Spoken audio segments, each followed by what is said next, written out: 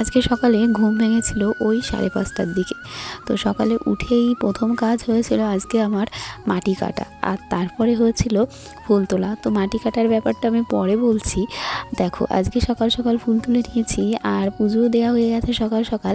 আর এদিকে দেখো ফুলের কড়িগুলো কিন্তু এখনও ফুল হয়ে ফোটেনি, এখনও কিন্তু মানে মানে কি বলবো, বুঝে বুঝে আছে।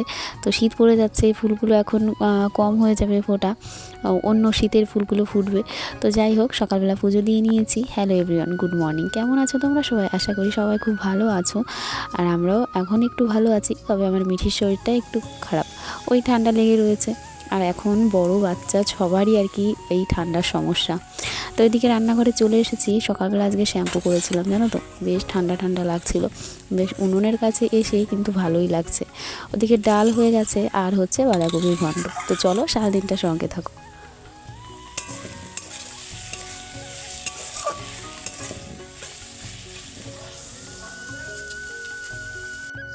সময় নেই, মানে সকাল থেকে এত তাড়াহুড়ো, স্নান করতে গিয়ে বেলা হয়ে যায়। তো রান্নাবান্না প্রায় কমপ্লিট।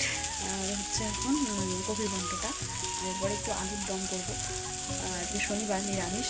এই নিরামিষই হবে। ডাল হয়ে গেছে, ভাত হয়ে গেছে, কপির ঘন্টটা নামাবো আর একটু মশলা করবো।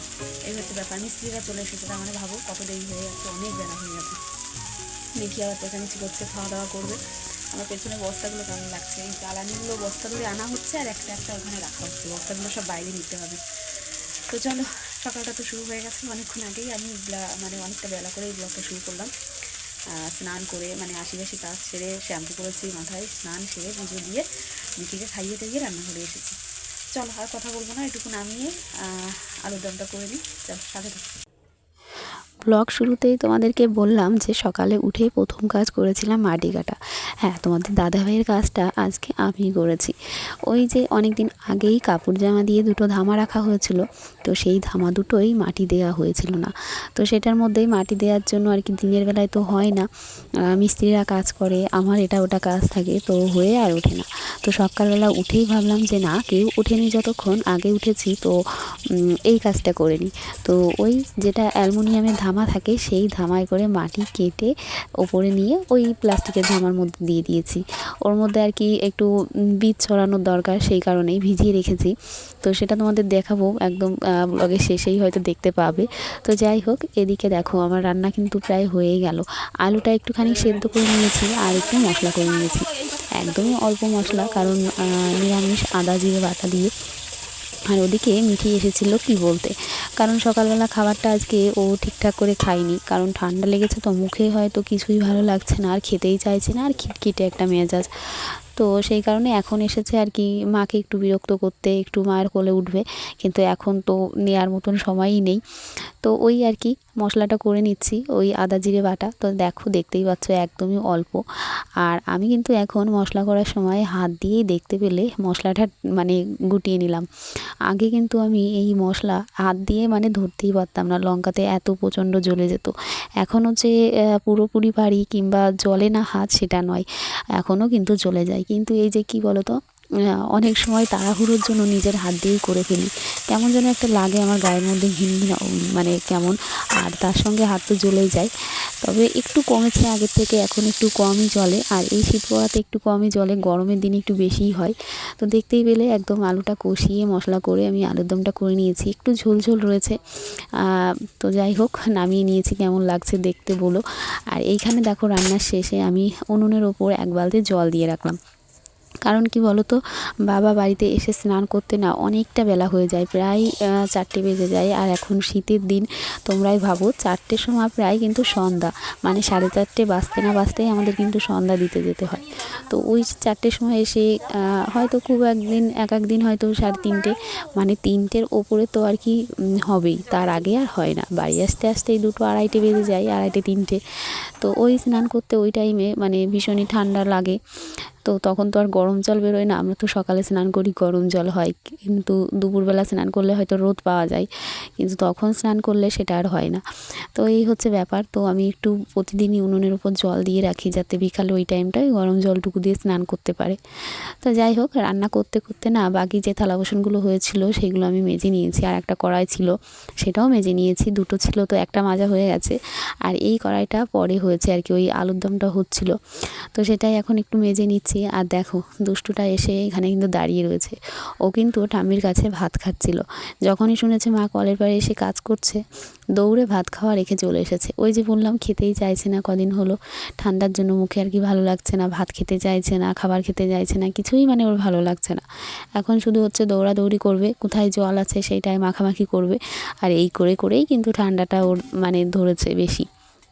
তো তারপরে আর কি থালা বাসন মেজে হাত পা ধুয়ে মিস্ত্রিদের চাটা করে দিয়ে একবারে এলাম ঘরে। মিঠি ওই একটুখানি খেয়ে চলে গেছে ওই বাড়িতে, মানে ওর পিপিদের বাড়িতে। আর এখন তোমাদের দাদাভাইকে খেতে দিচ্ছি। আর এটা হচ্ছে কালকে একটু ভাত ছিল, তো সেটাই আমি একটু ঘি, তারপরে কাজু বাদাম কিশমিশ দিয়ে একটু ভেজে নিয়েছি, যাতে এই সকালের খাবারটা আমাদের মোটামুটি হয়ে যায়, মানে গরিবের ফ্রাইড রাইস বলতে পারো।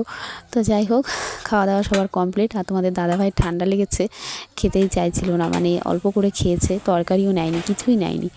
তো মিঠিকে ঘুম পাড়িয়ে দিয়ে তারপরে হচ্ছে বাকি সব কাজকর্ম।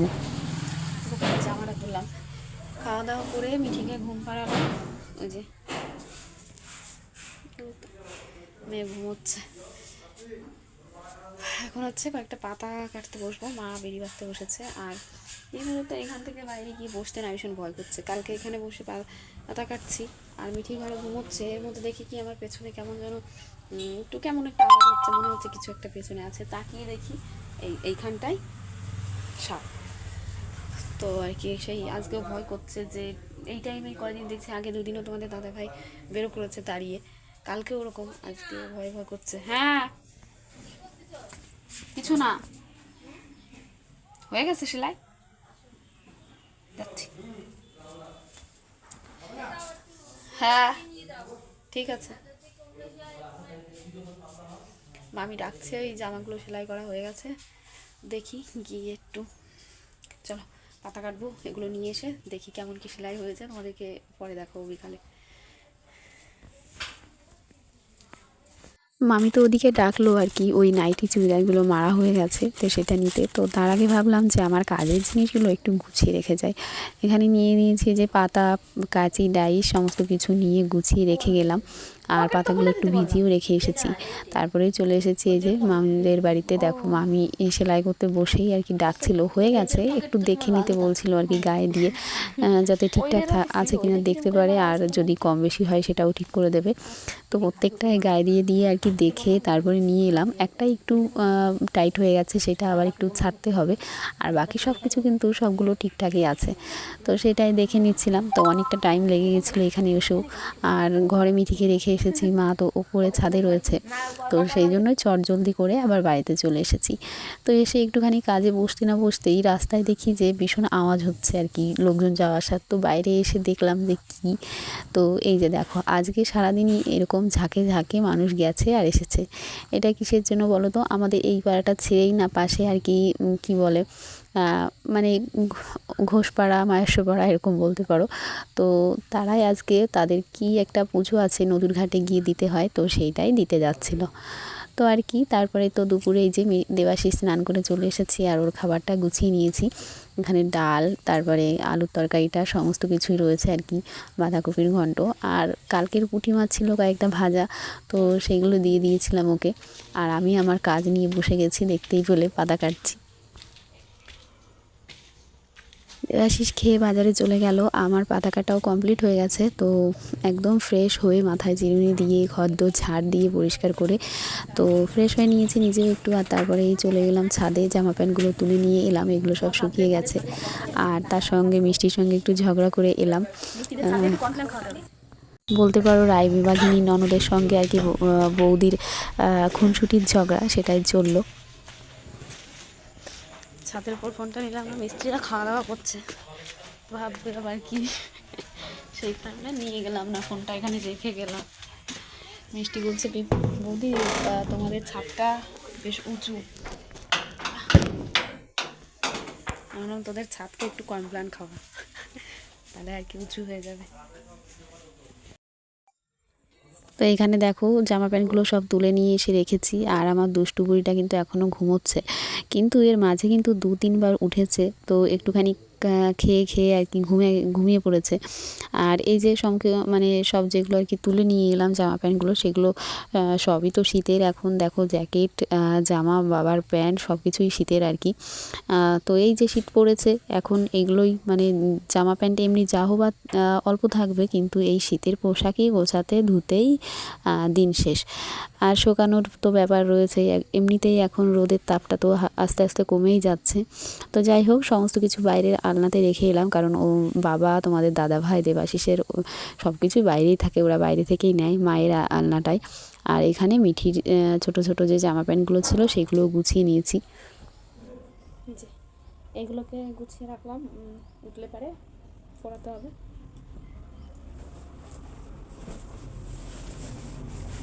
চলো এবার তোমাদের দেখাই আমি মামির কাছে কি সেলাই করতে দিয়েছিলাম। দেখো এই ব্লাউজটা অনেক দিন হয়ে গেছে, অনেক দিন ঘরেই ছিল, সেলাই করা আর হয়নি আমার। এখন এত মানে দিন ছোট, টাইমই পাই না যে কোনো ব্লাউজ মানে মেরে গায়ে দেবো। তো এই আরেকটা ব্লাউজ দিয়ে আর কি মাপ করে এইটা মামিকে বললাম একটু সেলাই করেই দাও এর সঙ্গে আর কি, তো সেই কারণে দিয়ে এসেছিলাম, তো সেইটাই। আর এই হচ্ছে একটা চুড়িদার, এটা মা দিয়েছিল, এবার হচ্ছে কালী পুজোর সময় তো আমি নিয়েছি চুড়িদার, যে আমার একটু দরকার লাগে এদিক ওদিক যাওয়ার সময়, সবসময় শাড়ি পরতে পারি না। আর এইটা হয়েছে পুজোর সময় যে চুড়িদারটা নিয়েছিলাম, কুর্তি বলতে পারো, কারণ কেনার পর দেখি একদমই এটা ছোট, আর হাতাটাও একদম ছোট। তো অনেক দিন হয়ে গেছে জন্য আমি আর চেঞ্জ করিনি, পাল্টে নিয়ে আসিনি। তো একদম কোনোই পর্যন্তই আসে, ভেবেছিলাম যে 3/4 হাতা, সেটা আর হয়নি। আর এই নাইটিটা কিন্তু অনেক দিন আগে নেওয়া হয়েছিল, অনেক দিন আগে বলতে পুজোর সময়, তো সেলাই করা হয়নি। এটা দেখো একদমই অন্যরকম, মানে আমি এখনও পর্যন্ত পরিনি এটা, এই হাতার কাছে কুচি দেয়া নাইটি। তো এইগুলো এখন একটু গুছিয়ে নেব, তোমাদের যা দেখানো হয়ে গেছে, তো এখন এগুলো গুছিয়ে রাখবো। তারপরেই বাবাও চলে এসেছে। কে উঠেছে এটা ঘুম থেকে? আমার সোনামা উঠেছে। এটা পাপ্পি করে দাও তাড়াতাড়ি, পাপ্পি করো একটু। ফোনের দিকে তাকিয়ে রয়েছে, দেখেছো কি জন্য পাপ্পি করছে না? ঠোঁটে একটু ভ্যাজলিন নিয়েছে, আমি নিলাম তাই। আমি দিই, তুমি দিচ্ছ না, আমি দিই, এবার তুমি দাও। দেবে না, মুছে যাবে ঠোঁটের থেকে, সেই জন্য দেবে না। সাজুগুজুর মাস্টার। এখন হচ্ছে ভাত খাবে, আজকে লেবু নেই, ভাত খাবে। আজকে সকালবেলা ঠামি ভাত খাওয়াতে গেছে, দুবার ভাত খেয়ে চলে গেছে ওই পিপিতে বাড়ি। কোন লাইট? তা তো জানি না আমি, কালকে উনি ওনার থুয়ে চলে গেছে, ওই যে মা পার পিঠে। এখন আমরা হচ্ছে ভাত খাওয়া দাওয়ার বেলা, ভাত খাইয়ে দিয়ে 1 ঘন্টা লাগবে, সকালবেলা তো খাইনি, বলছে পিপি বাড়িতে খেয়েছি, কি খেয়েছে ভগবানই জানে। জল খাবে, জল খেলে লিপস্টিক মুছে যাবে না তো? হ্যাঁ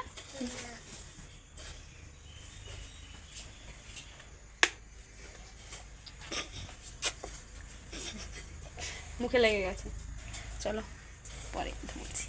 মিঠিকে খাওয়াতে বসেছি প্রায় আধা ঘন্টা, কিন্তু খাওয়াতে পারিনি, ওই 2-4 গাল মতো নিয়েই আর খাওয়াতেই পারলাম না। তো ওদিকে মিঠির বাবা জামা প্যান্ট পরিয়ে দিচ্ছে, শীতের সোয়েটার, আর আমি এদিকে চললাম ছাদে, বললাম যে তুমিই পরিয়ে দাও, আমি একটু তাড়াতাড়ি এগুলো ছড়িয়ে দিয়ে আসি, নয়তো আর টাইম হবে না, জামা প্যান্ট পরাতে গেলেই আমার দিন শেষ।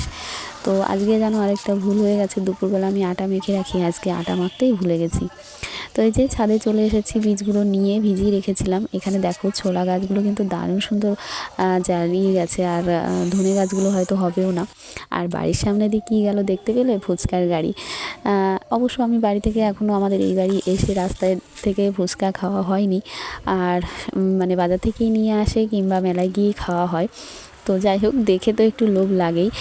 আর মিঠির ঠাম্মি নিচে দাঁড়িয়ে আছে একটু রাস্তার কাছে। আর এই যে দেখো, এই ধামাগুলো নিয়েছিলাম সেই আগের দিন, তো এতদিন ছিল। তো আজকে এই যে মাটি দিয়ে, তারপরে জল দিয়ে রেখেছিলাম, গোবর সার সব কিছু দিয়েই রেখেছিলাম, জল টল দিয়ে। আর এখন দেখো এগুলোকেই ছড়িয়ে দিচ্ছি। তো এই ছোটো ধামাটার মধ্যে ধনেগুলো আর কি ছড়িয়ে দিলাম। আগে যেগুলো ছড়িয়েছিলাম সেগুলো দেশি ছিল, তো সেগুলো এখনও মানে জ্বালিয়ে ওঠেনি।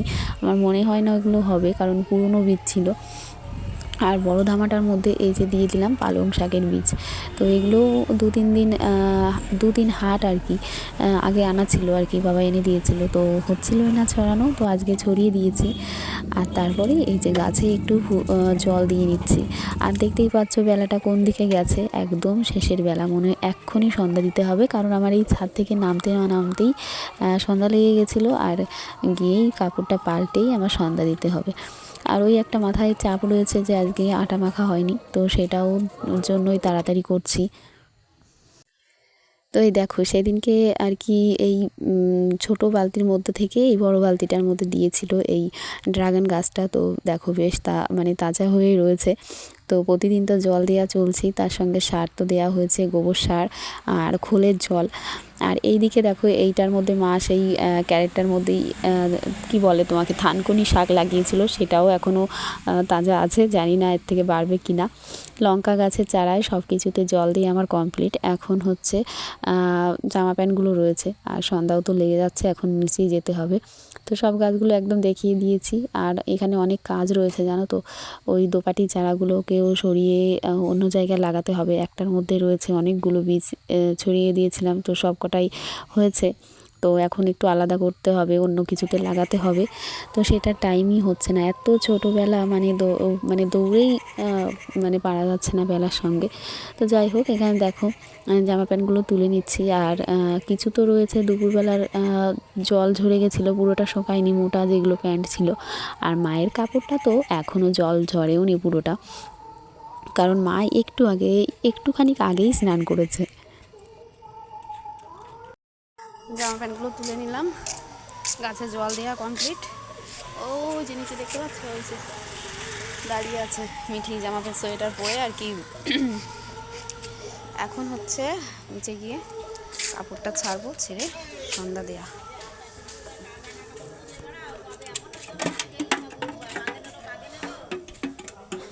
এখানে কিছু দেখা যায় না, অন্ধকার।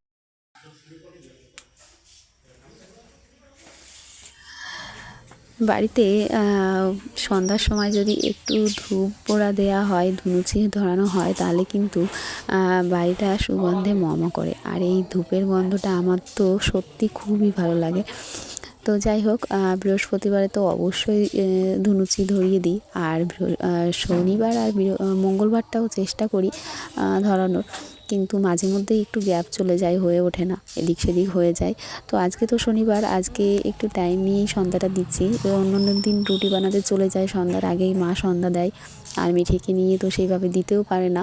তো এই কদিন আমি আর কি সন্ধ্যা দিয়েই একবারে রান্না করতে যাই, কারণ যেদিন রুটি বানানো থাকে, কারণ ওই সন্ধ্যাটায় নয়তো ঠিকঠাক দেওয়াই হয় না। আর এই ধূপ পোড়া, ধুনুচি ধরানো এগুলোও হয়ে ওঠে না। তো যাই হোক, সারা বাড়িতে একদম ধুনুচি দিয়ে ঘুরিয়ে নিলাম। আর গন্ধে বাড়িটা পুরো ম করছে জানো তো। আর এটা কিন্তু দারুণ গন্ধ, দারুণ লাগে। তো তারপরে আর কি রান্নাঘরে চলে এসেছি। আর আজকে তো আটা মাখা হয়নি, সেইটা একটা চাপ। এত সময় তো রুটি বানানো স্টার্ট হয়ে যায়, কিন্তু এখন আটা মাখতে হবে, সবজি কাটতে হবে, তারপরে হচ্ছে আমার রুটি বানানো শুরু। প্রায় 5:30 পৌনে 6টা বেজেও গেছে জানো তো। আর উনুনে বানাবো, উনুনটা ধরানোর সময় কিন্তু অনেকটা লেটই হয়। তারপরে যখন ধরে যায় তখন তো খুব তাড়াতাড়ি হয়ে যায়, তখন আমি আর কি সামলেও পারি না হয়তো অনেক সময় জালটা। তো যাই হোক, আজকে সকালবেলায় আটার প্যাকেট আনা হয়েছে। আর এই আটাটা জানি না কী আটা ছিল, কি HRD। তো এইটা প্রথমবার আনলো, কিন্তু আটাটা ভেবেছিলাম কেমন হবে, কিন্তু সত্যিই বলছি আজকের রুটিগুলো কিন্তু দারুণ সুন্দর হয়েছে, একদম ফুলকো ফুলকো, নরম, তুলতুলে। তো যেভাবে আমি আটা মাখি সেইভাবেই মাখি, প্রতিদিনের মতনই নরম করেই আমি আটা মাখি। কিন্তু এক দিন জানি না কেন কেমন হয়ে যায় আর কি, একটু শক্ত মতো হয়ে যায়, জানি না ঠান্ডা হয়ে যায় বলে কিনা, কারণ আমাদের তো সন্ধ্যার সময় রুটি বানানো আর খাওয়া সেই অনেক রাতে। কিন্তু আজকেও তো অনেক রাতেই খেয়েছিলাম, কিন্তু রুটিটা সত্যিই দারুণ সুন্দর নরম ছিল গো। তো বলেছিলাম তোমাদের দাদাভাইকে যে কী আটা, তাহলে পরের দিন থেকে এটাই এনো। তো দেখো আটা মাখা কিন্তু আমার হয়ে গেছে। আর এখন এই যে বাঁধাকপিটা একটু কেটে নিলাম, আর এটা দিয়ে এখন কি তরকারি বানানো যায় সেটাই ভাবছি। আটাটা মেখে নিয়েছি, একদম লেচি কেটে নিয়েছি। আর এখানে দেখো বাঁধাকপি কেটেছি, আলু কেটেছি, আর এই যে হচ্ছে একটু ধনেপাতা নিয়েছি, আর এই যে একটু বেগুন, মিঠিকে আর কি ভেজে দেবো, ও বেগুন ভাজাটাই খায় আর কি, রুটি দিলেই বেগুন ভাজা লাগে ওর। তো এই হচ্ছে ব্যাপার। আর এটা দিয়ে কোনো ঘন্ট কিংবা ভাজা হবে না, এটা দিয়ে এখন বাঁধাকপি দিয়ে হবে তরকারি। আর যাই হোক, এই যে সব কিছু গুছিয়ে নিয়েছি, এবার ঝটপট দেখো তাওয়াটাও বসিয়ে দিয়েছি, উনুনেই করবো। ওই পাশে কড়াইটা দেবো এখন। অনেক দেরি হয়ে গেছে আজকে গুছিয়ে নিতে, সকাল মানে দুপুরবেলাটা আটা মেখে রাখার টাইম আর হয়নি, তো এই কারণে দেরি, সব কিছু গুছিয়ে আসতে গেলে দেরি হয়ে যায়। তো আর কথা বলবো না, চলো ঝটপট রান্নাটা সেরে নিই। আজকে তো আমার এমনিতেই রান্নাঘরে আসতে দেরি হয়েছে, আটা মেখে সবজি কেটে দেরি, তারপরে এই উনুন ধরাতে প্রায় 5-7 মিনিট লেগে গেল। তো যাই হোক, এখানে দেখো এখন বানানো শুরু হয়ে গেছে রুটি। আর এদিকে তেলটা গরম করে নিয়ে একটুখানি পাঁচফোড়ন দিয়ে দিলাম, আর আলুটাকে সুন্দর করে ভেজে নিয়ে তারপরে হচ্ছে তোমার পাতাকপিগুলো আর কি দিয়ে দেবো, যেটাকে বলে বাঁধাকপি। আমরা গ্রামের মানুষ তো আমাদের অনেক সময় পাতাকপি হয়ে যায়। তো বাঁধাকপিটাকে দিয়ে দিলাম, আর এটাকে বেশ খানিক সময় একটু নাড়াচাড়া করে নিয়ে, যেন আজকে অন্য স্টাইলে রান্না হলো, কারণ সকালের একটুখানি ডাল ছিল, তো সেটাই ভাবছিলাম কি করব, আবার গরম করব, তো ভাবলাম যে না এর মধ্যে দিয়ে দিই, তাহলে একটু টেস্টও হয়ে যাবে না। তো সেই ডালটাই দেখো দিয়ে দিয়েছি, আর এখন কপিটা পুরো নরম হয়ে এসেছে, আর এটার মধ্যে ঝোল দিলেই ব্যাস কমপ্লিট। তো রান্নাবান্না পুরোটা শেয়ার করলাম না, কারণ অনেকটা লেট হয়ে যাচ্ছিলো, মিঠি চেঁচামেচি করছিল, ওকে তো আগেই রুটি দিয়ে এসেছি তবুও। তো এই যে হচ্ছে রাতের খাবার, দেখতেই পাচ্ছ একদম সুন্দর সাদা সাদা ফুলকো রুটি, আর তার সঙ্গে তরকারি, আর তার সঙ্গে রয়েছে দুধ। তো চলো আজকে ব্লগটা এখানেই শেষ করছি। কেমন লাগলো তোমরা অবশ্যই জানিও। সারাদিনের কাজকর্ম সবটাই তোমাদের সঙ্গে শেয়ার করার চেষ্টা করেছি, তোমরা জানিও, কমেন্ট করো, লাইক করো, শেয়ার করো। তো আজকের মতন টাটা, সবাই ভালো থেকো, সুস্থ থেকো। আর নতুন শীত পড়েছে তো সবাই সাবধানে থেকো, বাচ্চাদের অবশ্যই সাবধানে রেখো।